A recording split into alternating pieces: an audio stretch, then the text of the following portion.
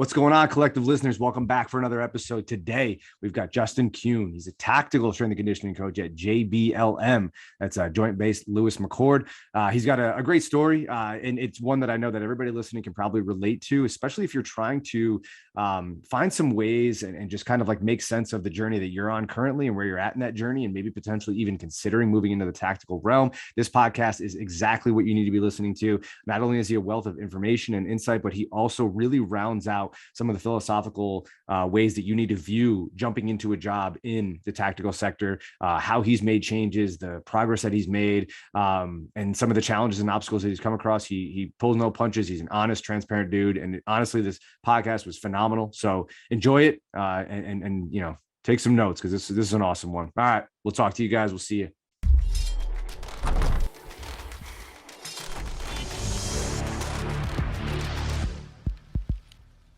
What's going on, collective listeners? Welcome back to another episode, this week's episode of the Samson Strength Coach Collective. I am your host, Anthony Grasso. Today, we are joined by Justin Kuehn. He is the tactical strength and conditioning coach at JBLM, which is joint-based Lewis McChord. Super excited to have him on. Obviously, Justin, thank you for making this happen. Thank you for being flexible and making this happen pretty quickly, obviously, too. So that's awesome. But yeah, and as I was telling Justin for all the listeners before, you know, I'm just excited to have him on and just talk more about tactical strength and conditioning. We don't have to have the whole podcast be about that, but I just think it's interesting. And we kind of discuss how new it is and how there's a lot that can be discussed. And regardless of, you know, who's right and who's wrong and their thoughts and philosophies on it, it's good to just have more dialogue around it. So without further ado, Justin, thanks again for hopping on. Appreciate it, man. And yeah, why don't we introduce yourself and let the people know a little bit about who you are and where you come from and how this whole thing got rolling. Absolutely. First things first, you know, thank you for having me on, and also happy birthday shout out to you. Appreciate you. Dang, he's blowing up my spot. Oh, yeah. Yeah, you got me on. Appreciate that. Yeah. It is today is my birthday, October 5th. Yeah, thank you. I appreciate that. Absolutely, man. But yeah, so name's Justin, and kind of growing up, background of me, grew up in the suburbs of Chicago. I have an older brother and an older sister. Older brother who, like you said, you've had on before. He's now data scientist down at LSU, getting to work with their football team, which is certainly cool to see him go through his progression. But ironically, kind of went through some similar steps. We both trained at the same private sector place growing up, Acceleration Sports Performance. That was kind of my first exposure into this realm. But at that point, I had zero interest. I was kind of a huge basketball guy and was like fully convinced I'm going to be a basketball coach. Like, it's what I want to do. Was not a weight room kid by any means necessary. It's like, yes, anyone who knew me before the age of 18, they'd probably laugh if they found out I worked as a strength coach because I looked like a kid that was allergic to iron for like the first 18 years of my life. Dude, that's same for me too. Like I feel that way. I'm like, dude, I don't it's like I'll talk to people like back from like college or whatever, and like, dude, you got into what? And like, you look like what now? Like, what do you like this? It's kind of like embarrassing, to be honest with you, because they're just like that much of a difference. You know what I mean? They're just like, dude, like, who are you? And it's just like, yeah, I know I was really, really small and really weak and flimsy. Yeah, for sure. Well, yeah, and then people knew my brother too, and he had a hell of a high school football career. I was a basketball guy, which I looked the part. It kind of made sense, but like, yeah. He grew earlier and a lot stockier, more filled out. I was the guy that, you know, I went into high school, I was 5 feet tall, 95 pounds.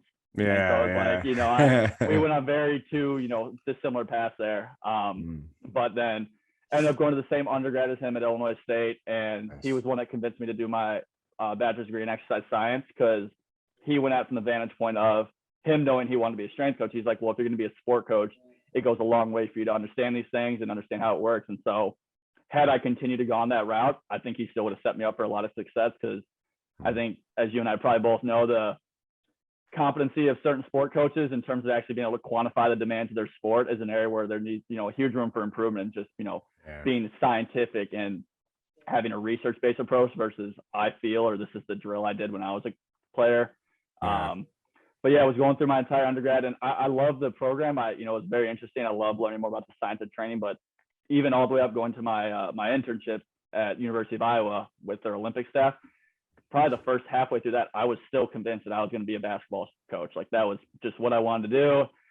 I didn't really, you know, I still enjoyed my time and I loved it, but I just wasn't convinced. But then going through that full internship and seeing how much time you get with the kids, like throughout the year, and the access you get to them, and, you know, there's no dead periods, there's nothing like that. Like, you get to see them year round, depending on the sport. And just the influence the weight room had on me in terms of my own athletic abilities, my own confidence, and just the development transformation I saw. And then getting to see on a bigger picture, what's happening with these kids at the University of Iowa. Obviously, Power 5 program, very accomplished in a lot of the sports I worked with. And so it was cool to see that process and how much goes into it versus it just being the old school squat, bench, dead, like just get stronger. Like there was such a scientific approach to it. And all the coaches there just do their jobs at such a high level that it made me want to pursue it more. And it's kind of after that point that I was like, all right, let me at least, pursue a GA position, see where this can lead me. Like, I feel like I actually see a career in this, in the collegiate realm. And from there, I had a little bit of a gap just because I got a very late start. Like I said, my brother knew he wanted this since he was in 8th grade. I just found out about it 2 months ago. So, and, so for me, it was kind of that learning curve. And I knew I wasn't ready to quite step into a GA position yet. I just knew I didn't have the experience programming all that. And I wanted to develop myself more as a coach. So when I stepped into something, I at least felt like I knew I still would feel unprepared, but I at least felt I belonged.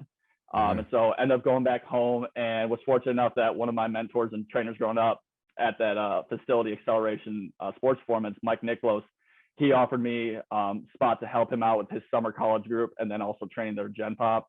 And so I spent about 3-4 months working with him, and one of the brightest guys in the industry. I continually learn from him every single day. And so what's his name? Mike Nicholas. Mike Nicholas. Okay. Yeah. I'll have him on the podcast then. I was just say, if you need a guest, I cannot recommend him enough. He's always ironic because he doesn't have any of the certifications or letters behind his name, but one of those guys. Those are the guys. Yeah, he's the smartest dude ever. And yes, I spent 3-4 months with him. And I think especially working with a guy like him and being so hands-on and involved, like that's what really generated my passion, because especially as a mentor, he's very good about involving me in the process, even though, I'm this 22, 23-year-old kid, just did one internship, haven't read much compared to him, but he would still involve me in that process, ask me questions, get me thinking and starting to look beyond what a textbook says or what the NSCA says, like learning to think for myself. And from there then was applying around, looking for a paid internship, kind of that intermediary step before I felt like a GA spot was right for me. And had shot some applications around, was in the interview process with 1 or 2 schools, and then an opening popped up at North Dakota State. And a buddy of mine had sent it my way. He's like, hey, they're hiring paid intern. And I was like, perfect. All right. And this is one of my favorite stories about the whole thing is, I think historically, if you send an email for an internship as a college strength coach, you hear back in a week or 2 weeks, maybe. Yeah. And so I sent all my application materials to Jason Miller, director there. And immediately after that, I shoot out a message to all my references, like, hey, just so you guys know, just sent out this application at NDSU. Here's what I'm looking for. This, just giving the heads up. And that was about a 10-minute time span. 15, 20 minutes later, I get a call from one of my mentors and one of my references from University of Iowa. And she's like, I was like, oh, hey, what's up? And she's like, did you not want to give me a heads up that you're sending out applications? I thought that was where this was going. Yeah. I'm like, I just sent this resume out 25 minutes ago. I'm like, if you look in your email right now, I'm like, there's an email there. And then, so she's like, all right, well, he's probably going to call you pretty soon. And so then Jason Miller ends up calling me. We talked for a little bit. He, of course, asked the whole, what do you know about our program? And I'm like, well, in the past 30 minutes, not much. I was planning on doing the research. I was like, I just want to get my name in the hat. Yeah, and I know you guys move pretty quickly. I know that. Yeah, I was like, I say, you guys are very efficient. And it was like, all right, well, do your research. My GA, my assistants are calling you, check with you. Had conversations with them individually, and then basically spent the next 48 hours glued to the computer because they have a very extensive online presence, YouTube, Twitter, Instagram, all that. And so gave me a lot to go through, but also was a good experience for me because I felt like having gone through all that, I had a very good idea of what their program was about. Yeah. And then had a follow-up call with him on Wednesday, and then a final interview Thursday, basically with all 3 of them in their full-on interview. Wow. And then went through that, and then I felt like it went pretty well, but of course the chaos of, because nothing can go right as a building intern is I was supposed to do it at my house. I was at my parents' house in the time of the summer, and we were getting windows replaced, and they were supposed to come in early in the morning. They came in late. All of our windows getting replaced. So there's all this screaming noise. And I'm like, so I had to go park my car up the street, middle of summer in Illinois. I'm sitting in a hot car with khakis on and a polo because I still want to, even though it wasn't a Zoom call, but I'm like, I'm one of those guys, like my internship supervisor taught me, you always feel more professional if you're at least dressed the part, but I'm not going to rock a full suit in the back of my Honda Civic. Yeah. Oh, so it was a phone call, but you just wanted to like be in the attire because you feel like being in the attire will allow you to act the part and feel like you're more professional. Yeah. And it's just, again, I get, we're an industry that we get to wear sweatpants to work every day, but yeah, it's still, I think that's such an important piece to getting yourself in the right mindset. For sure. I agree. I was in the back of my car and I'm like, people are walking by me and I'm sitting there. I've got like 30 sheets of paper. My chairs are folded up, got the phone there. And I'm like, I probably look like I lost my mind, but yeah. They're probably like, oh, this is one of those like door-to-door salesmen going over a sales pitch or something like that. He's in the khakis and he's going to be making his way through our neighborhood. So we'll be sure not to answer the door when he comes by. Yeah. Yeah. And so I went through that phone call and then he's like, all right, we'll talk to the staff and we'll get back to you soon. And that was the most literal interpretation soon, because I walked back inside, talked to my mom real quick, about to head out to go train. And then I get a call from him and he's like, hey, we'd like to offer you the spot. Can you get out here by Monday? And coincidentally, at that time, my brother had just accepted his spot at his old school at William and Mary. So my parents had already committed to moving him out there. So he gets the moving truck, a parent to go with him, all that. I got an air mattress, a week's worth of clothes, and we'll see you in 2 weeks with the rest of your stuff. Exactly. Yeah. But, that's how that works. Huh? Yeah. So I ended up there and was only supposed to be up there for 10 months for the paid internship, and was fortunate enough that halfway through the year, one of the football assistants had taken a job elsewhere, and our director used that as an opportunity to get a second GA position, because that oldest football assistant was covering wrestling and throwers as well. And so it's kind of a way for us to bring that over and just have it be solely Olympic. Obviously, football in and of itself is always a huge responsibility. And then through that was nice enough to extend that second GA position to me, and was nice for me because you get the continuity with athletes. Obviously, that early stage of your strength coach career, it's one program to the next. And I was in that stage of looking for grad assistant positions, and he was awesome as a leader and telling me, like, he's like, I'm pretty sure we have this spot, but please keep applying. Make sure you have a B and C option just in case this falls through. So his transparency there was greatly appreciated. And then, that sequence into the GA and working with wrestling and throwers is my two primary sports, which for me was, I always talk about, it's like the weirdest thing ever, because those are probably the only two sports that I could not even have a semi-fluent conversation in. And like, I had the conversation with the wrestling guys on my first day. I'm like, look, I have never accidentally watched a wrestling match in my life. I don't know what it is you guys do. You guys were always the weird kids in high school that just were sweating all the time, but I'm going to learn. And, but it was an awesome experience. I think, especially as a young strength coach, like, it's easy to go into sports that you're familiar with and you're comfortable with, and you can speak the language and you can relate. But to have to step into this world of, wrestling and throwing, they're so unique. They're individual sports, obviously, in a team sense, but individual sports. And just in terms of the physical qualities, like, you have your throwers that are just animals in the weight room. Your shot putters, hammer throwers, weight throwers, like, just live for that. And then wrestlers who chaotic, historically just a chaotic training environment, high volumes of training, grinding, just breaking it down. And so getting familiar with kind of the context they operate within, and then how do I bring what I believe is my expertise into what they're doing and into sports where, especially with wrestling, they were just kind of used to the conventional training of, a lot of circuit work, high volume work, just go, go, go. Whereas I was coming from the more of like, you're already doing enough of that in practice, like, let's step away. And so I got a really cool experience working for 2 to 3 years with them, of growing into that role and developing our own culture and becoming a lifelong fan of the sport. It's weird. I look back now, and if you had told me, 4 years ago that I would be obsessed with wrestling, watching the freestyle nationals, stuff like that, I'd be like, not like, you couldn't pay me to do it. And now I'm glued to the TV every time, NCAA nationals are on, and I've got my ESPN app up, watching all the math go. And it was an awesome experience. And then that's what ultimately brought me to JBLM and Tactical, I think, and kind of the transition there that I know you and I talked about, like, how that happened. And really for me, it was, I was always skeptical of like the work-life balance of collegiate strength conditioning.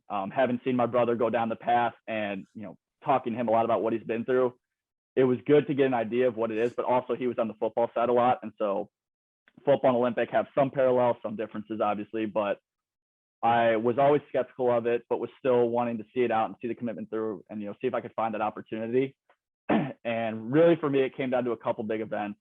Really two was, one was I missed my sister's first successful Ironman. My mom had done 2 at the time, and then sister trained for one, ended up fracturing her femur on the run.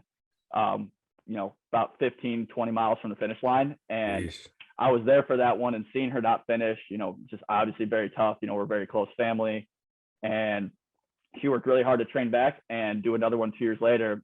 And just because the timing of it all and, where everything was at, like, couldn't afford to make it out there. And so just seeing that was kind of one of those things where, like, life kind of gut checked me. And I had to sit down and ask myself, most important thing for me growing up as a kid is I had two parents who were at 95% of our breakfast and dinner every single day. And between me, my brother and sister, like, almost all of our sporting events, and their ability to commit to that. And I'm like, that's what my life needs to be about. Like, that's, to me, like, professionally, I want to have an impact. I want to have value, but it can never be at the expense of me providing a better opportunity than they did for me, because they took, their experience with their parents, they made it better for us. Like, I can't work backwards now. Like, it's got to be continue to progress and give my kids even more.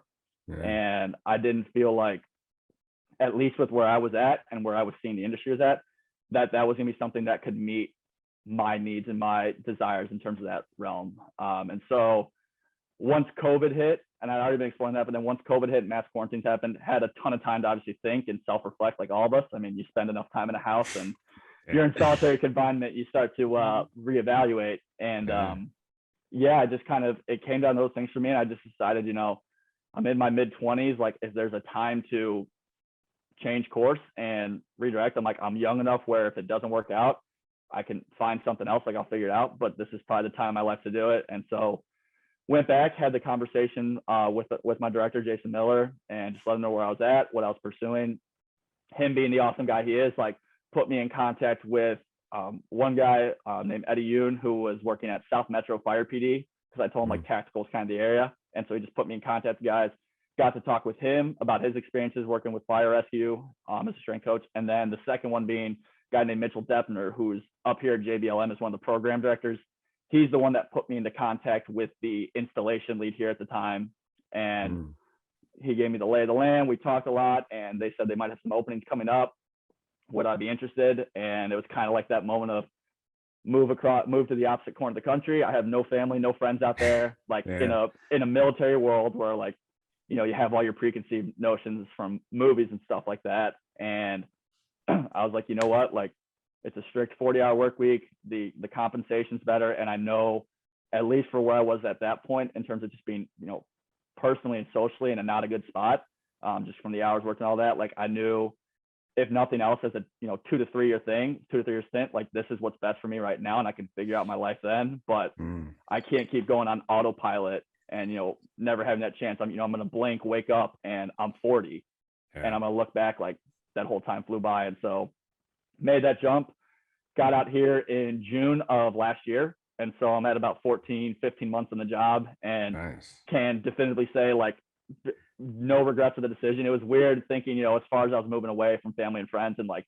this whole new environment, never had really the anxiety of that big move, which is also for me reassuring of, like, maybe you're in the direction you need to be in, and, like, knowing that this was going to give me the ability to do those things I couldn't do. And I was able to go to weddings, go to my mom and sister's next Ironman, like, go down to see my brother for his birthday, and just getting to do all those things, like, kind of reinvigorated me and gave me a lot more just purpose day to day, and finally feeling like I was in a good spot. And so been enjoying these Washington winters. They're not as bad as Fargo winters, I'll say. When you don't see -30 on a radar, it's a good day. Up here, it just rains quite a bit, as you can imagine. But I mean, it's an awesome population to work within, and it's such a young industry. H2F as a project, but then just tactical strength conditioning within the Army as a whole and the military is so new, and there's so much potential in it, which I love being a younger strength coach. Of, like, it's kind of where collegiate strength conditioning was at back in the 60s and 70s, of, like, just starting out. They're trying to figure out, what is this thing? How do we do it? How do we make it scalable? And it's fun to be on the ground floor for that. Yeah, no, that's awesome. That's an incredible story. And I'm glad you went through it, in detail like that, because obviously it shows that transition, mentally, not just physically, but the transition mentally from, like, space to space. And obviously you had kind of some, some headway with your brother there, obviously kind of telling you like, hey, here's kind of what to expect. And here's some of his experiences. And obviously, you built off that, which is awesome. And I'm really glad that you're in a place like that now. You know what I mean? I think all too often, I feel like I hear from people who are like, yeah, man, I'm in a tough spot. Like, I don't really enjoy the guy that I'm working for or whatever. And I don't really enjoy the program in itself. Right. It's like, I'm passionate about what I'm doing, but at the same time, I'm almost like rooting against these people because they're just not treating me well. Right. And that's such a dangerous place to be. But kind of like going back to, what you said before about like coaches not really knowing the sport right now, you're like in a different situation where, the actual like engine that you're preparing for is so much different than like the engine that you were studying, obviously, when you're studying sport and working backwards from those demands. But before we get into some of that, and I don't know if this is like the best time to talk about this, but I've been on this topic for quite some time. I still think, and I've left college, I've been out of college football for, it'll be a year in December. And, I still maintain that like there isn't a part of me that like misses it a whole lot. Like I thought I would miss it more, and I almost like haven't missed it at all. And it kind of bothers me that I haven't, you know what I mean? Because in my mind, I'm like, you should miss it more. Like that's because it'll show you that like it truly meant something major in your life. And as always, like anything else, it's the people, and it was the kids, right? Like that stuff was always super fun. But I still talk to a lot of people that I used to work with, and whether it's at the same spot that I used to be or whether it be at other places, and they tell me these stories, and I'm like, man, like it's not even, and like we can talk about like, the tactical aspects of sport, but then we could just talk about like the concept of leadership. And to be honest with you, I was telling this to my friend the other day, I was like, dude, I feel like we are like information overload now when it comes to, and it could be like good stuff too. There's a lot of good information out there on leadership, but I feel like everything is like on leadership now. Like all the books come out, like all these quick clips you see on Instagram, like podcasts, whatever. There's so much like leadership information around us, right? Like everyone's heard of Jocko Willink now, and Jocko's got great leadership stuff. I read all this stuff and I'm like, this is great. Like I love it. Right. So with that being said, I'm thinking to myself, I'm like, man, like some of these stories I'm hearing for some of these people who work in the college football sector and some of the, and even the Olympic sector, right? I'm like, some of these stories of like communication or lack thereof, the way they treat some of their employees, some of their subordinates, right? Like the way that they try to suppress information maybe, or like, hey, like I don't want to see that information. I don't want to, don't talk to me about like data and sports science. And I'm not even just talking specifically about that. Like that is symbolic in the sense of like suppressing like anyone's desires to explore things that they think would make the program better. It doesn't have to be sports science. It could be something like, hey, I was recently going down this rabbit hole and I feel like this might help our players a little bit better, right? Like whatever that is, whether like, it doesn't matter what it involves. There's definitely this like, so like a leader being like, hey, no, I'm not interested in that. I don't want to see any of that. Like, that's to get that out of here. Obviously that deters the employee, right? It makes them not feel like they're bought in the program. They're actually, and part of them is like, yeah, I want to see this program win because it helps me. But then everything kind of becomes a little self-serving, right? And then along with that would be some other things too. Like, I've heard some stories about just like who's communicating with who, like what's the hierarchy look like in terms of who knows what, how we trickle information down the line, decentralized command, lack thereof, all that stuff, right? So like, I guess, and I know that's kind of like a long-winded like statement that's going to lead into a question, but it's like, I guess my question is like, how are these guys like still fucking it up that badly, right? Like with like all of the, you'd think with like all the information, like I said, there is no scarcity of information on just like basic leadership, and all of it really revolves around like, hey, communication, treat your people with respect, know the names of the people who are like, changing out your trash cans and cleaning out the bathrooms in your, it's like all of these things that like any decent human being's been doing for like 25 years or so in the field, right? But like, it's not, for whatever reason, it's not privy to some of these guys. So I would wonder like what your take is on that. If you've experienced that, like how that might be a little bit different in terms of like how you guys kind of operate now. And then you can kind of tell us a little bit about, your operation there, obviously. But I do have to ask, like, I wasn't even going to bring it up. I'm just thinking to myself, like, I got a call from a friend yesterday. I'm like, how is this shit still happening? Like why? My personal interpretation is that I think there's still not a consensus on like what it means to be a true sport coach or and what it means to be a leader. I think that there's just a lack of consensus on that in American sport. I can't speak for other places, but I don't know. That's kind of like my personal take. I'm just like, but I do wonder, I'm like, how is it still being fucked up this badly? Like, how is it still messed up? You know what I mean? To where like you have these guys at the top making millions and millions of dollars who still can't grasp the fact like, hey, should probably be decent to my employees, like the basics, right? Yeah, and it's because I think at its core, like that's what it comes down to is why people are leaving, and especially within not just strength coaches, but athletic trainers, dietitians, like any athlete support staff role. And to me, it kind of boils down to who makes the money for university and what's the price they're willing to do it for. And when you look at strength coaches, again, you obviously have to pay respect to some of the forefathers in the industry and the people that really paved the way for us. For sure. But they also dug us into a corner because we're, as I'm sure you know, a very, very prideful industry, and strength coaches love to brag about their passion. And I love that. And I think it's great. But I think to me, one of the most concerning things is like their passion is their life. And I'm myself, I'm not a very religious guy anymore. Like I kind of just believe we have this one life on the planet. And I refuse to believe I'm supposed to spend a majority of that life serving someone else or working or doing things that don't fulfill me. Like work is a means to an end. It's a means to, pay the bills, put a roof over my head, food on the table, provide for my family when that time comes. But then outside of that, it's to maximize time with those people and doing those things that I love. And yes, I love my work. I love what I get to do. But if you tell me I could choose either for the rest of my life to spend every waking moment with my family and friends or at an office, I'm choosing my family and friends 10 times out of 10. Yeah. And, that's kind of what it comes down to for me. But, within strength and conditioning, what I see, and it's kind of, for me, especially being a young coach, and I think even generations behind me coming up, they get a bad rap because we're very inquisitive and we don't accept the status quo and we don't just shut up and do as we're told, which I think is a very good thing. It gets portrayed and kind of sold as being disrespectful or not, have no respect for authority. But what I think it really comes down to is if you're going to tell me to do something and you're going to tell me, whether it's a job duty or from a player and it's some type of workout, you should be able to articulate why I need to do this. And it's not coming from a point of, I don't trust you or I'm skeptical, but if you as a leader, whether it's a strength coach, whether it's a sport coach, an AD, if you can't articulate and properly explain, here's why we're doing this, here's why you get paid what you paid, here's why you do what you do, then like, we want to know, like, why should we be doing it? And there were too many coaches coming up that they just kind of accepted the fact that the job is 5 a.m. to 7 p.m. or to 8 p.m. And it's, 3 to 6 teams. Sometimes if you're, some coaches have 7, 8, 9, 10 teams. And it's always this, oh, I can take on more responsibility. I can do this, I can do this, I can do that. If I do that, then I'll demonstrate my value and they'll pay me. And then here we are 20 years later, and we still have full-time Division I jobs with a master's degree offering 30 to 35K when the Bureau of Labor Statistics average for someone with a master's degree is 80K. Yeah. And I get, it's an average. You have people above it, below it. But when you're below 50% of that average, and you're in a multi-billion-dollar industry where you have the person who your sport coach is likely making 6, 7, 8 figures, and then you're telling me I am worth 35 grand for 80 hours a week.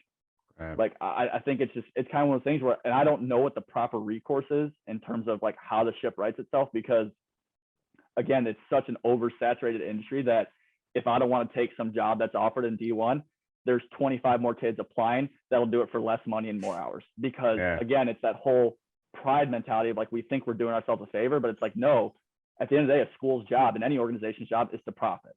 And to, schools want to win, but win or lose, they need to profit to, remain functioning. And so if they can get you to do the job of 3 people for the price of 1, they're going to do that. And like, I see within our industry, it's like, and it's kind of the point I got fed up with, especially even just being a GA, of you hear all these things coming up of, oh, you got to educate the sport coach. You got to earn their trust. You got to do this, you got to do that. I'm like, why do I have to do that one way, but they don't do it back? I'm like, why do I have to, now do you have coaches that want to reverse engineer demands of sport, which is awesome. But why is the sport coach not doing that? Why is it me as the strength coach? Not only do I have to learn the demands of this sport from a, biomotor, biophysical, all that, now I have to also learn the sport itself, break it down and explain it to the guy who's making 10 times my salary for a quarter of the hours. And he can still look at me after you can lay out nothing but facts, and he'll just go, no, I don't agree. And like, that's that. And it's like, how do you expect coaches to like thrive in a system like that? And I think it's great that more and more coaches are speaking out about it, because, and it was what empowered me, is talking to other people who had left, who had spoken out about that stuff, because until we're willing to do that and have that dialogue, because we all talk to each other. And I think that kind of gets to your point of why hasn't it changed? It's because all we're doing is echo chambering the shit out of the conversation. And like, there's people who are try to be diplomatic about it and be like, you need to get into, associate AD roles and those supervisor roles. And it's like, it should not take that much for us to get an inkling of respect. Like, for the same reason you're willing to pay that head coach $5 million a year, And then you see situations like Scott Frost buyout with Nebraska, getting paid $15 million to not coach. Yeah. But then someone posted they cut a bunch of athletics administration roles during COVID that were like 20, 30K salaries. And you're like, quit telling me we're a family. Quit telling me you care about me. Like, yeah, you should be able to have just one job that pays a livable wage and like progressively builds up year over year. But you got coaches who have worked a job for 5-10 years at the same university. They're making just a couple grand more, and it's like that's what your time's worth. Like, but yeah, it's to me, it's one of those things, and that's what I'm curious to see. And I highlighted on some of the blog series I did for Strength Coach Network on my shift to tactical. It'll be interesting to see how H2F and military, tactical strength conditioning as a whole affects the collegiate landscape. Because previously, if you were a college strength coach and you wanted to get out, you were either going private sector, personal training, or you were grinding it out, and there was no real alternative. Whereas now H2F is suddenly this very viable alternative. And, you look at the expansion rate, they're going to add 10 brigades every year till 2030, which means each brigade has 14 strength coaches. So it's 140 strength coaches a year for 7 years straight. Like there's going to be jobs. And so it's like now suddenly you have this alternative where then you have to question, if there were a wide, just wave of coaches coming over from the collegiate landscape, would that affect the compensation of those coaches? Because suddenly your supply and demand issue has started to invert. Sure. And that's where I'm skeptical, just because, as I'm sure you've seen and talked to people, like, to trust that an administrator is going to identify that and be like, oh, that's the problem. Here's what we need to do. I just in my experiences and from what I've heard, like I'm not too skeptical. I've seen staffs that, have left the university, and the university like tried to reach out to personal trainers in the area to hire them. And it's like, no disrespect to personal trainers, but they're not the same job, like fundamentally. And it's to think that you can equivocate those two things, that really shows you just how wide that disconnect is. And so, and within TSAC, I mean, these jobs are continuing to expand. There's so many different, specialized units that are starting to open up jobs where I'm like, again, this is where we're at, that kind of the Boyd Epley days of collegiate strength conditioning. But now we need to not make the same mistakes where we start to overburden ourselves, we oversaturate, we get lower quality coaches coming in, and then people who just want to grind versus, no, how are we progressing, moving this thing forward, and like continuing to raise the standard, raise the compensation, and not subject ourselves to that same misery that we're watching so many coaches go down.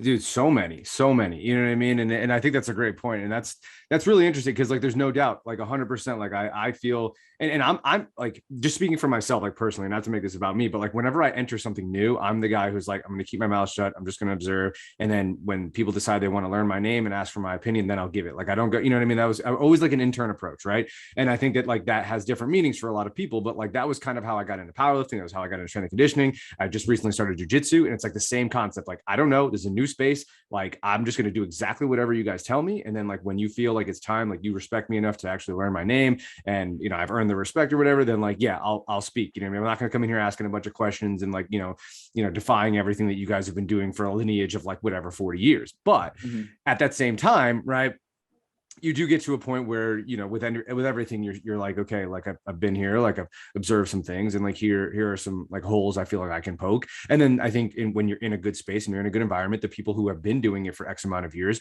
are open to hearing your thoughts on the holes that you want to poke, because they want fresh eyes, they want fresh information. Whereas like, I can't tell you how many like strength coaches, it's almost like the majority of the coaches that I talk to are like, yeah, like, my head coach or my boss or the people that I work with, like, they don't want to hear anything about new information. And again, I don't want to come across in the same way that like you just described. It's like, you're not want to come across as like, oh, like I'm a new guy, I have all this new information, I want to show you things. Like, to be honest with you, like the things that I'm talking about outlining are like basic shit. Like, not even like, we're not even talking about, so I'm talking, you know what I mean? Like, I'm in my mind, I'm thinking like you think like what I'm trying to describe to you is this some sort of like scientific, like fantastical approach to something. And I'm like, this is like the most basic shit ever. Like, this is like what, I remember like, I really got away from presenting any data. I really started, it was like, okay, like a good, any sort of good employee is going to meet people where they're at. So it's like, okay, this isn't pushing it through. And as much as I think it can be valuable, it's not valuable if they're not interested in it. Right. So I'm like, let me find out what they're interested in. So you go and do that. I'm like, okay, they understand, I don't know, in football, they're like, okay, they understand reps, right? Like they understand snaps. Like, okay, let's do something with reps and snaps. Let's do something with like qualities, right? Okay, they like, they know the word explosive, or they know whatever it is, right? Like, you know what I mean? Like trying to figure out like where they're at. And it got to the point there was one time I remember them, like I don't know if it was a coach, like there was some good traction being made, but I don't know if like I forget who said it, and someone was just like, yeah, man, like, sometimes these guys just don't want to like adapt to like new stuff. And I'm like, no, but like this isn't new. Like this is just what's happening on a daily basis. And like, it's dangerous that like, we don't have the ability to understand these things. And so I think you get like, going back to what you said, like profit, right? And so like, they need to be able to make money. And obviously like when I left my job, there was a dude already lined up to take that job. No problem. It didn't matter. They cut my pay by like 20 grand. It didn't matter. That dude was going to hop on that position and he's going to take it. It doesn't matter. And I get it, and I'm not hating on anybody, but I do think that there's something there where I'm like, it just clicked. And that was why I left. I was like, the athletic director, the administration, like all these people who are hiring the people who are hiring me, like they know less than those guys and they're not good humans. So obviously they're not going to hire somebody who's like a high character value to run this like head coach of this program or whatever.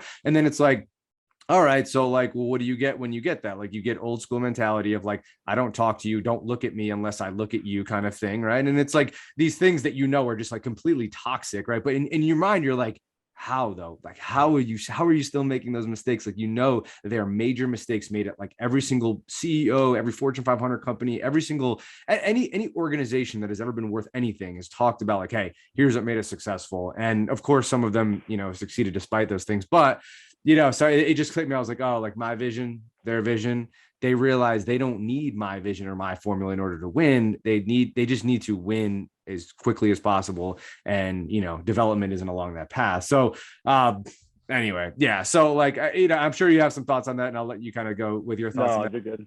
After that, if you wanted to kind of start to talk a little bit about, moving into obviously the tactical strength and conditioning world and how it is different. I know you kind of jumped, kind of shed some light on some of those things, but, just kind of like, because I'm sure there's a lot of coaches listening thinking like, yeah, man, I'm in a shitty spot right now. And I would love to really be around some people who actually have a decent operation going, value the things that I value, still, get to be good at your job, take pride in your job, do good things for good people, but also not be like obsessed with your job and so consumed by it that you compromise everything else in the process. So, if you want to kind of like shed some light on that, even just like the general basics of like the layout and then how you've kind of like adapted it and picked up on things over the 15 months that you've been there and things you're starting to feel like you're getting good at. Yeah, absolutely. And so I'll kind of start off because obviously you touched on like, yeah, there's people who might be looking for a change in that work-life balance. And I think that's absolutely, that's one of the major reasons I took this job. I will kind of put the caveat there to start, like, it has been rather unfortunate to see like there's people who took this job not for the work-life balance, but it's mainly for the life. And so they're kind of taking advantage of it being a 40-hour work week, contractor position, like no boss directly over you. And like and I think we have a phenomenal staff at my brigade. And I'm not saying that because some of them might listen to this, but I do genuinely think like we got very, very lucky. We have some extremely like not just strength coaches, like athletic trainers, physical therapists, dietitians, a phenomenal staff. But I know of other staffs where like they got people who met the technical requirements for experience, but they don't have actual like transferable experience, and they're taking this job because it's easy. And I think kind of, and easy from the sense of compared to what you're doing with like collegiate or high school or pro, like it's just a lot less stressful.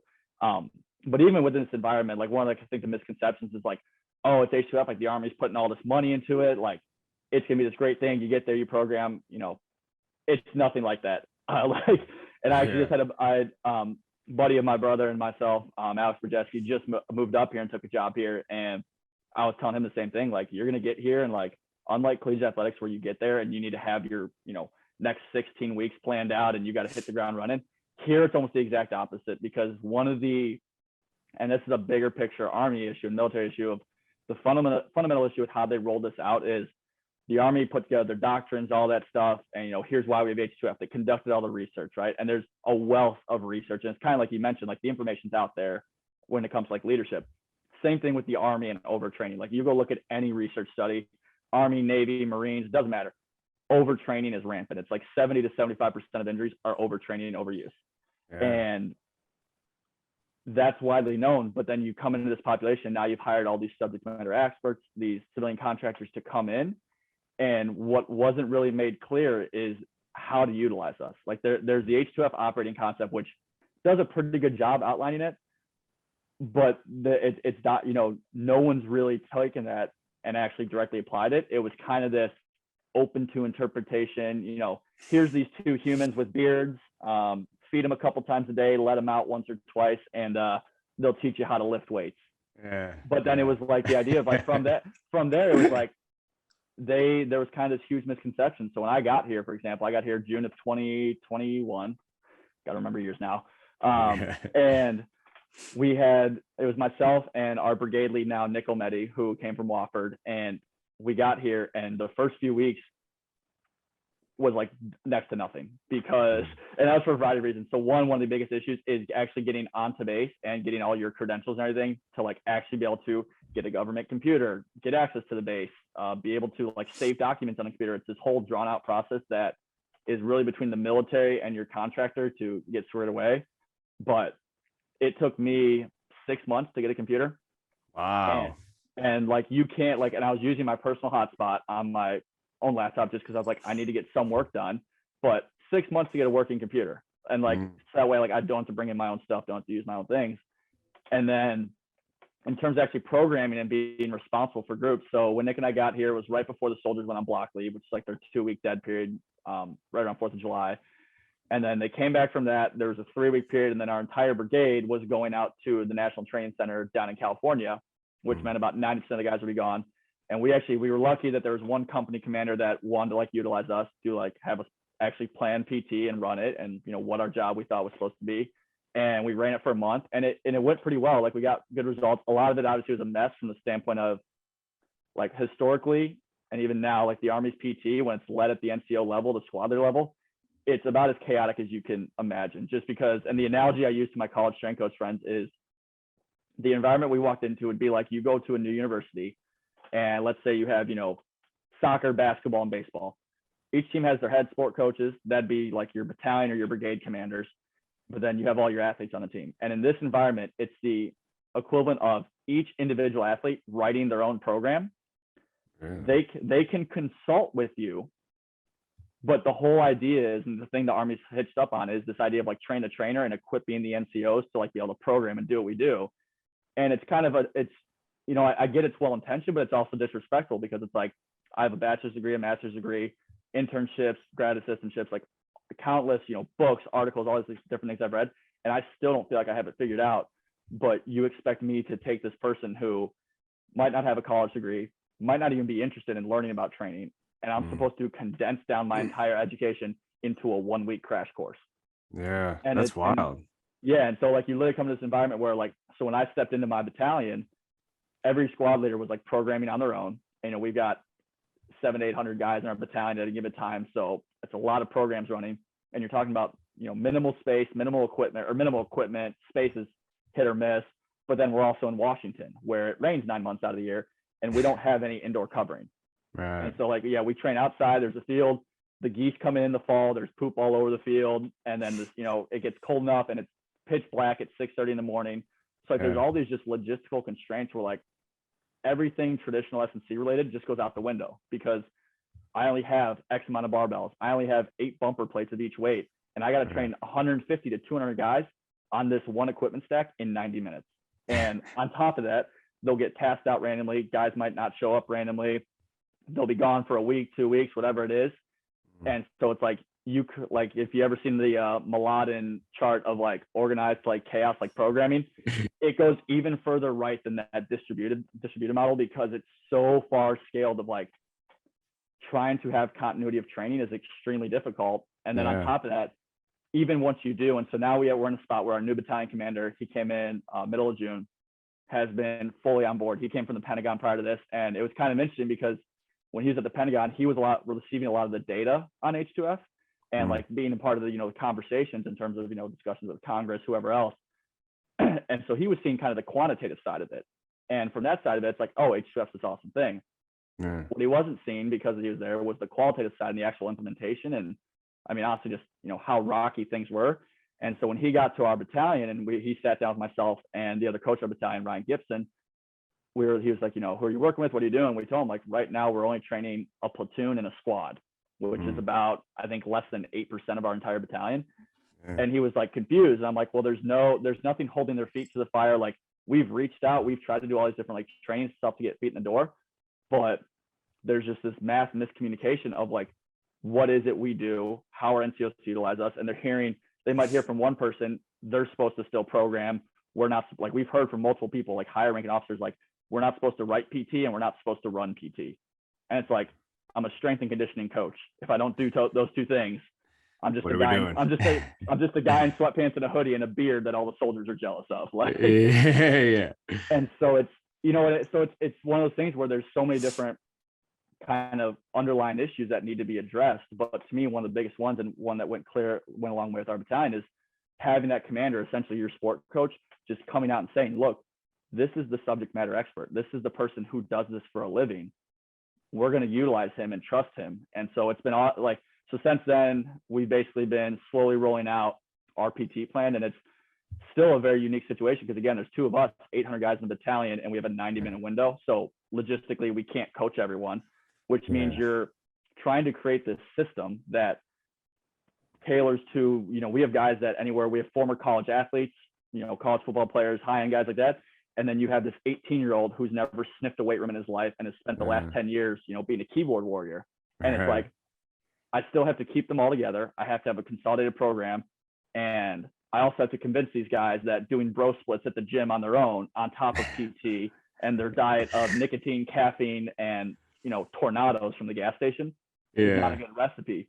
And so it's like, it's all these things you're trying to navigate. And that's where, again, why I love this environment, because as challenging as that all is, as hectic as it all is, no one here is arguing Olympic lift versus non-Olympic lift, front versus back squat. Like, none of that, those just, for lack of a better term, bullshit arguments that college coaches will tend to waste their time on. Like, you're missing the forest for a pebble on the ground. And like, so there's none of that there. It's all about like, what are these big picture like frameworks and mental models like you can create to help convey a training that these soldiers who don't have the background can still take and implement on their own. And so how we've been doing it is kind of these 2-week periods where we take a platoon, about 35 to 45 guys, and we get 2 weeks of being fully hands-on with them, Ryan and myself. And we take them through our workouts, our program.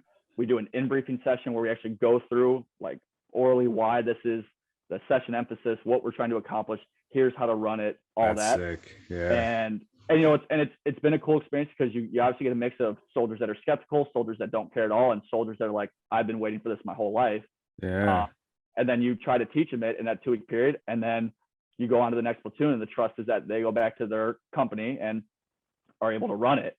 And so again, it's kind of the heck, you know, you think about it like a college strength coach. Like, imagine getting a team, you have 2 weeks to teach them how to run your program, and then you don't see them again.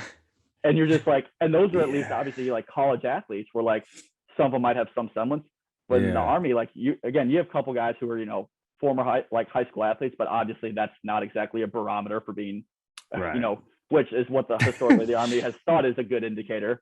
And so, you're trying to navigate all that. And then all the while, like all these bigger picture issues of like sleep schedules, diet, nutrition. I mean, obviously alcohol in the Army, you know, cigarettes in the Army, it's very synonymous with each other. And then again, coupling the fact that a lot of these guys train 2 times, sometimes 3 times a day, and trying to convince them that, you know, the old less is more, better is better mantra. It's so deeply ingrained in the Army. And that's where even I've had to kind of check myself, because I'm a very passionate guy. You know, when I went into wrestling with NDSU and I saw the things I could improve there, I was the same way of just like being eager. And that's something where I've had to improve on it, because kind of like you said earlier, like you see that change, you want to make it, you want to speak on it, but sometimes it's better to step back and observe.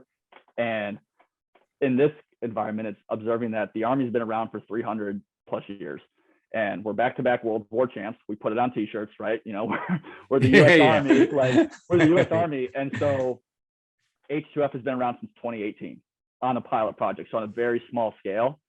And everyone that's in a leadership position, you know, officers, your higher ranking officers, they came up without H2F.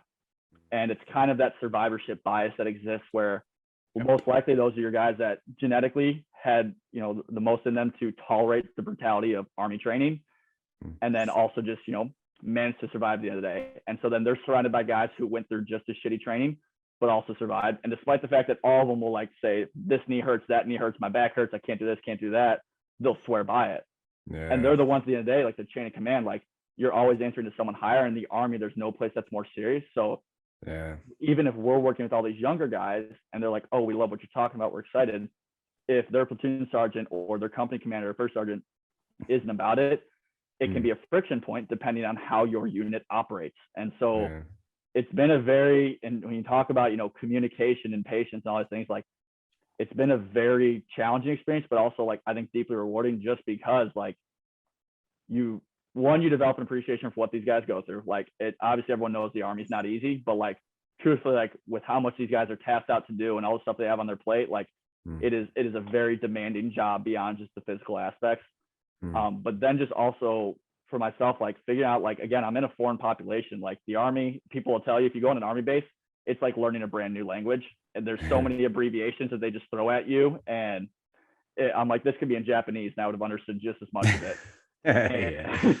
But learning the language, learning how to connect with them, and then also understand that like, whatever we do here now, being on the ground floor of H2F, more than likely we are not going to reap the direct benefits of, because, you know, the process of getting promoted and working your way up in the Army is an extremely long process. Like, you know, 10, 15, 20 years, you have to be a career person in the Army. And that's where kind of with anyone who's getting into H2F now or has been in H2F, I think understanding that our job is to, you know, one, obviously provide training, do what we can within the, you know, constraints we're provided, and then educating and exposing those younger soldiers with the hope that kind of the old plant a tree whose shade you'll never see.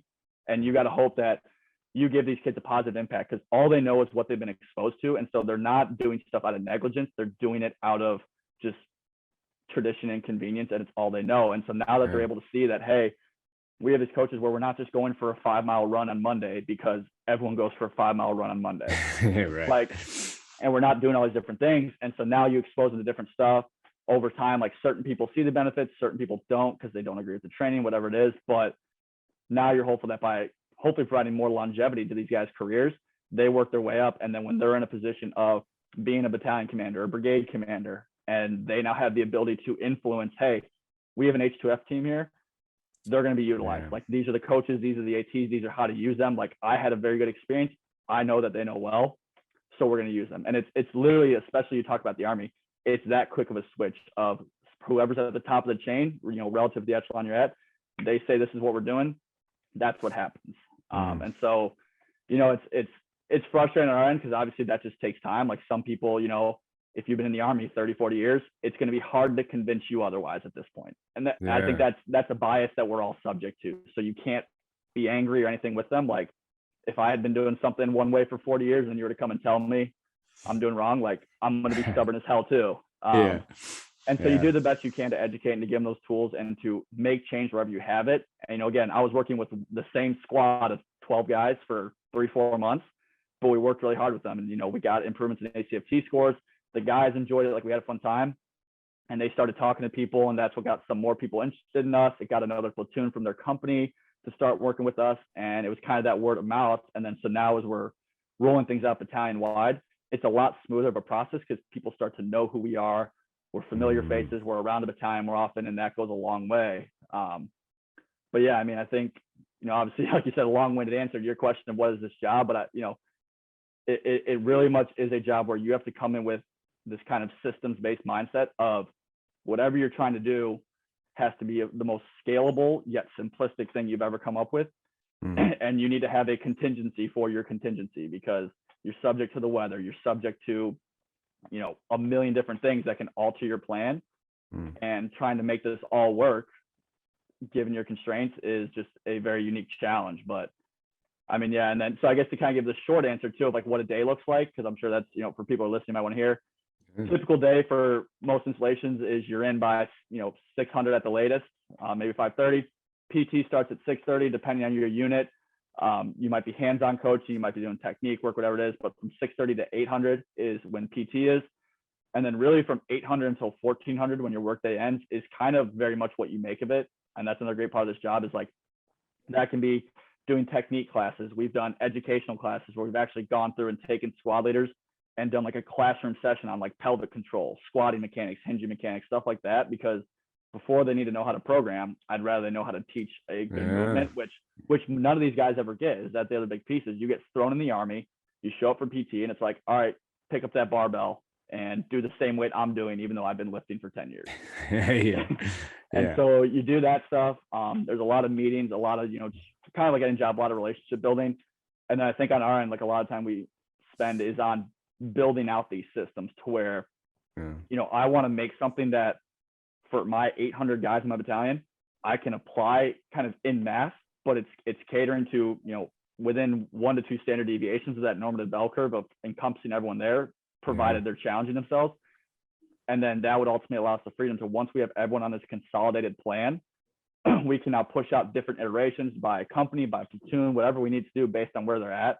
But theoretically, you're only going to have the same group of guys for 2 to 3 years because they'll go to different duty stations. They might retire, whatever it is. And so you don't need this long drawn out periodization scheme. What you honestly probably need is 3 to 4 6-week blocks of training that can be run consecutively and can be applied as needed.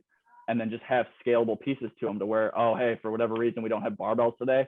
All right, swap this out, plug this in, run the same program. And it's something where the more, and we've seen it even with our guys these past 2 months, as we've continued to move on to new platoons, they've still done a tremendous job of running it without our assistance, which is a testament to them because they got so much on their plate. But it's like, hey, you got 2 weeks of exposure to this, and now you're running it on your own and doing a pretty good job, which is, it's cool for us to see because you look down the field while you're training one group down here and you see everyone doing your warm up now, or you see everyone doing your shuttle runs. And like, it's what you always dreamed it could be. And it's still not perfect, but it's like, I think back to where I was a year ago and how that field looked at training, and it's like night and day. So it's like, that's progress. And I need to take that and appreciate it and run with it. No doubt. Yeah. That's sick, dude. That's awesome. Yeah. I mean, it's funny because I'm like sitting here complaining about like the traditional list in football, right? And I'm like thinking to myself, right? I'm like, dude, imagine like the tradition that you would have to try to break down in the Army. You know what I mean? Like think about like the tactical, like you're like, oh, we complain about like, oh, football coach comes in, like obviously like that, confirmation bias, stuff like the worst thing that ever happened to a football coach was them achieving some success, right? Because then it was like, oh, well, we had this success in 2009, so like we have to do literally everything the same that we did in 2009. We have to do it every single year, and it can never change, even if we're like literally failing every single year, following that. We need to make sure that we're doing the same things, because at some point it'll work again, right? And I imagine it's probably like 10 times, I don't want to use the word worse. I just think it's like it's more relevant, like obviously in your setting, obviously like they like football basically bastardizes and tries to take on a lot of military concepts, they just do a poor job at doing so. But I think it's funny because you're like, yeah, I mean, that's literally what you're trying to break down. And now you're trying to do it in a sense where it's like, we're not even like at least like a Division I college football player has like an understanding that like, hey, I'm going to train today. Like I'm going to have to, like, I'm going to be required to go like work out or whatever it is. Like I'm going to train for my sport. Whereas like you're saying, these kids are just like, yeah, who are you? Like, I got to do what? You know what I mean? I got to make this happen. And they all want to be bodybuilders and like stuff like that. And it's like, it's the irony of, and again, I get it, you're a guy, you want to fill the sleeves, look good, all that, but it's also thinking, and you look at what the Army is actually like, not what the movies portray it like, because people think every soldier looks like Captain America after the serum, and it's like, I wish, but and so getting them to understand, like, they all want to just squat, bench, dead, or just be bodybuilders. Monday's chest day, and then arm day and leg day, and it's like, it's like, first of all, you go look at any guys who are special forces, they're not training like that for the most part. And then second of all, you physically look at them, and there was best Ranger competition that Ranger Regiment put on a couple months ago, and you look at the top 5 teams, it's like these guys that they're fit, but none of them have arms bulging out of their like shirts, nothing like that. Like they're moderately fit guys, but they kind of have that because you have to have speed, strength, power, endurance. Like you have to encompass the whole spectrum. But at the end of the day, like what makes them the best is obviously the technical and tactical aspects. Like anything else we do, like the physical barrier for entry is a lot lower than guys think. Yeah. But especially the Army historically places this huge premium on endurance, because you look at the old fitness test, it was, lots of running, 12-mile rock marches, all this stuff. And it's like, it's historically obsolete now because, like in my case, we're a striker brigade, which means we're mounted. So like, with the exception of like a couple of our scout snipers, guys like that, we're not doing a 12-mile ruck march. That came from World War I. Like we've made a couple technological advancements since then, and our training should reflect that. But it's like, it makes sense when you think what the Army prioritizes, which is endurance-based events. I kind of joke, would you rather go to war with the cross country team or the football team?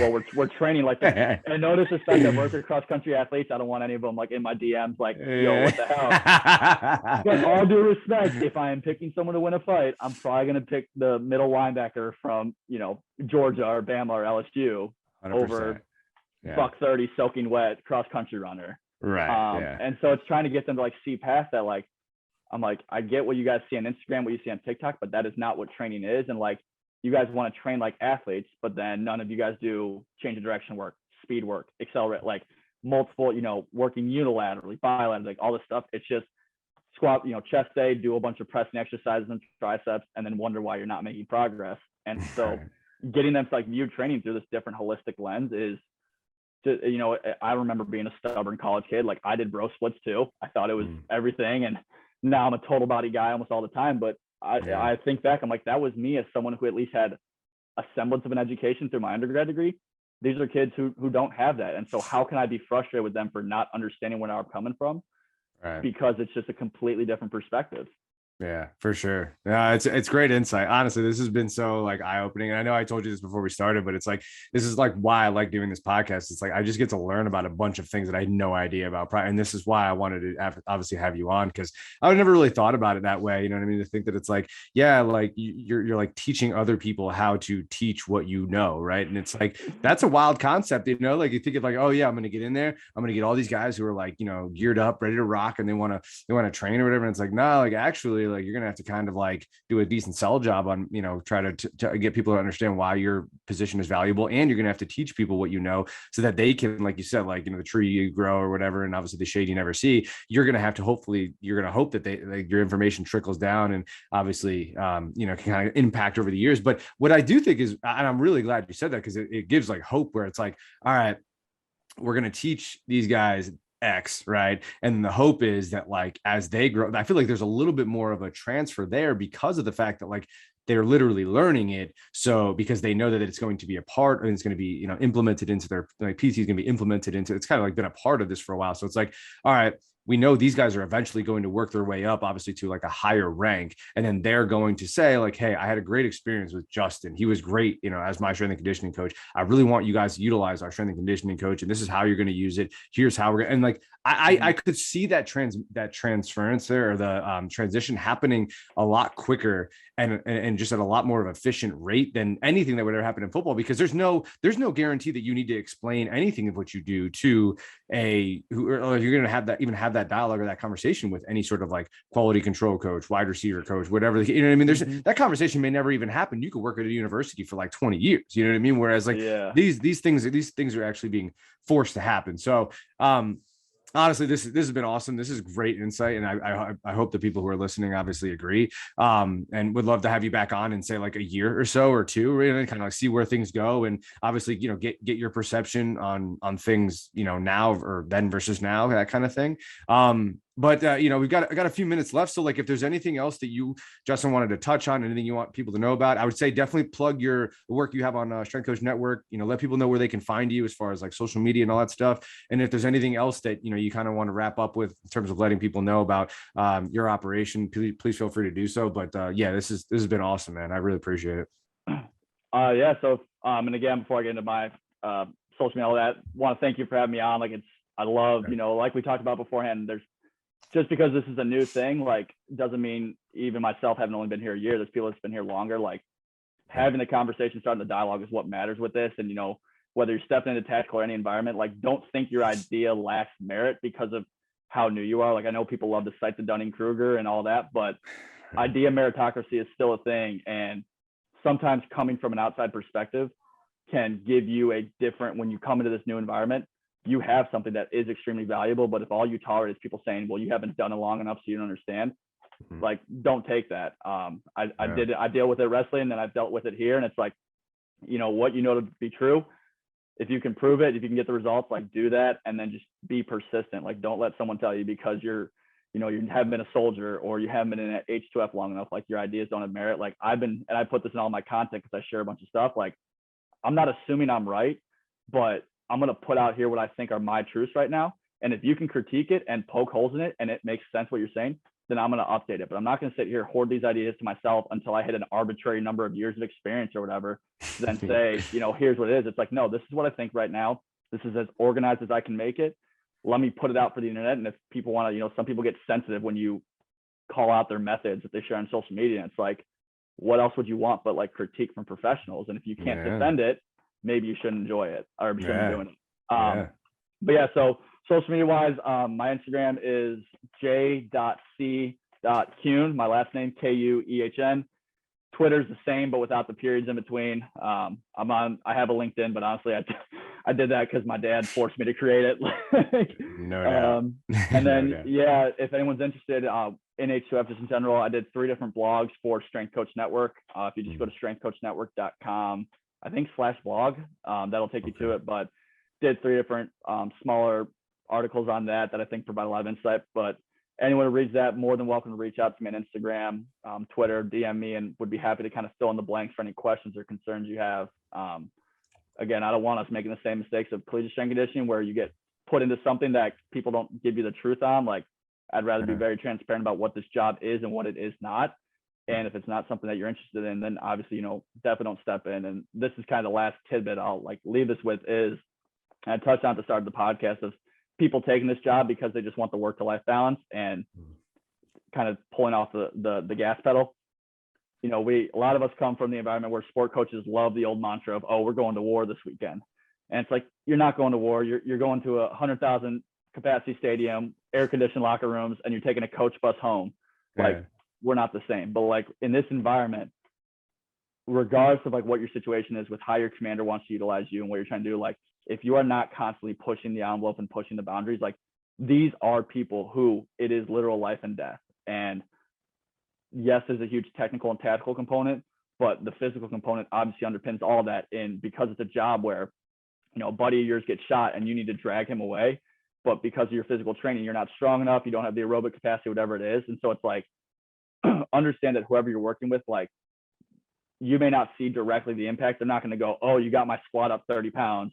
That's why I managed to survive, you know, the situation. But indirectly, you can have the impact of them saving their own life or saving the life of someone else. And so understand, like, you take these jobs, if you're taking it simply because it's a better work-life balance and not because you actually want to maximize your professional development and contribution, I would say stay away, because these are the people who are, for lack of choice or because they wanted to, putting their lives on the line for this country and the freedoms we have. And I can't think of anything more disrespectful or bigger disservice than to say, I'm just here to collect a paycheck, cash out at 2 p.m., not do anything to improve the standards. Like, I get it. I've dealt with the frustrations of getting into H2F and wanting to do something and getting so much red tape, so many hurdles thrown your way. You just need to keep like busting through, and it's okay to be frustrated. You know, I had mine and I expressed them with different people, but that entire time I was still building out stuff, preparing for the moment, like when we got this new battalion commander that wanted to go full scale. So that way, the moment he gave us the green light, we were ready to go.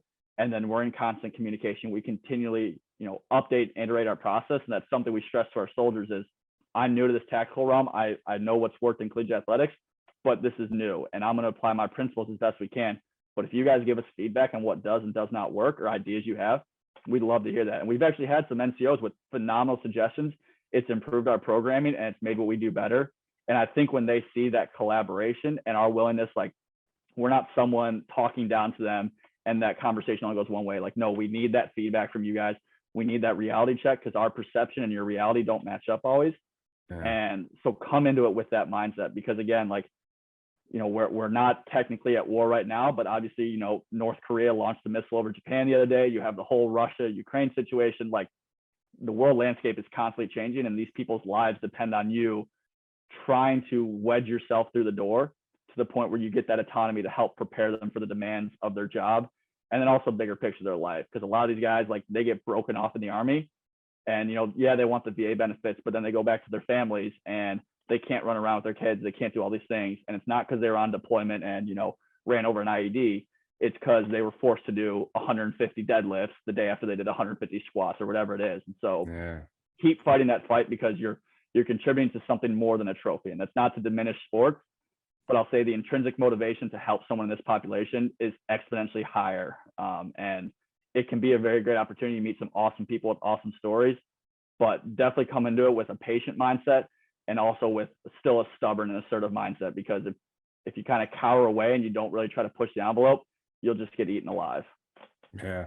Well, yeah, we're just gonna end it there. That's the mic drop. There are like so many things that like I want to say and add to it, but it's not valuable in this situation. That hits home for sure. Yes, I really appreciate you saying that. It's an awesome way to finish off this podcast. It's incredible information, and honestly, I couldn't have said it better myself, and I don't know anybody else who could have. So I really mean this when I say this. Thank you so much, Justin, for hopping on. This is awesome, and it was exactly what I hoped it would be, and maybe even a little bit more. So again, listeners, thank you for listening. Go follow Justin and obviously hit him up if you have any questions, any of that stuff. But yeah, man, thanks a lot. This was awesome. I really appreciate it. Seriously. Thanks for having me on again. And happy birthday. Make sure your viewers put in the comments as well. I appreciate it. All right, brother. We'll talk soon, listeners. Catch you guys next time.